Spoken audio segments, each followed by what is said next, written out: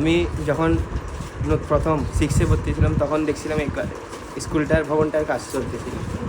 এখন আমরা ক্লাস 10-এ উঠে গেছি, এখনও এই স্কুলটা বানানো শেষ হয় নাই। কমপক্ষে সব মিলেই আমাদের 15টি কক্ষের দরকার, তা মাত্র 4-5টা কক্ষ আমাদের আছে।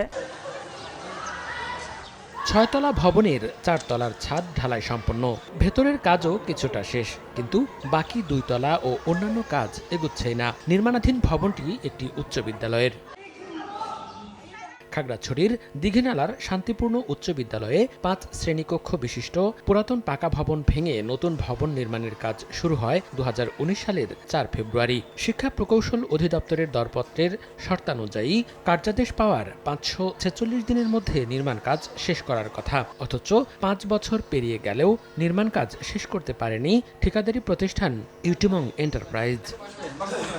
নতুন ভবনের নির্মাণ কাজ শেষ না হওয়ায় শ্রেণীকক্ষ সংকটে ব্যাহত হচ্ছে পাঠদান কার্যক্রম।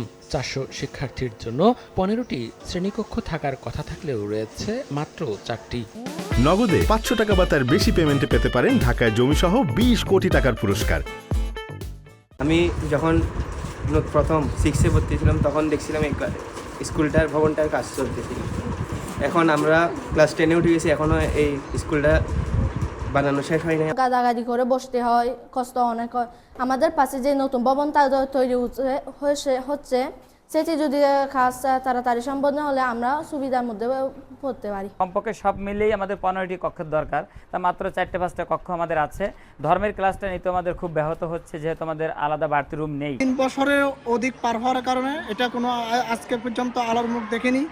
তো আমরা শিক্ষা প্রকৌশলী অধিদপ্তরকেও আমরা কি হয় বারবার তাগিদ দিয়েছিলাম, কোনো আমরা শুরু পাইনি। নির্দিষ্ট সময়ের মধ্যে কাজ শেষ করতে না পারলেও ঠিকাদারের বিরুদ্ধে কোনো ব্যবস্থা নেয়নি শিক্ষা প্রকৌশল অধিদপ্তর। তবে এ নিয়ে ক্যামেরার সামনে কথা বলতে রাজি হয়নি সংশ্লিষ্ট ঠিকাদারি প্রতিষ্ঠান। দুজন কর্তৃপক্ষ আমাদের বিডি মহোদয়কে পাঠানোর কারণে উনিও দেখছেন বিষয়টা, উদ্বোধন কর্তৃপক্ষের নজরে আছে এবং ওনারা কাজ দ্রুত শেষ করবেন বলেও কথা দিয়েছেন। ভবনটি নির্মাণে ব্যয় ধরা হয়েছে 2,76 লাখ টাকা। এর মধ্যে 2 কোটি টাকা উত্তোলন করে নিয়েছে ঠিকাদার। সময় সংবাদ, খাগড়াছড়ি।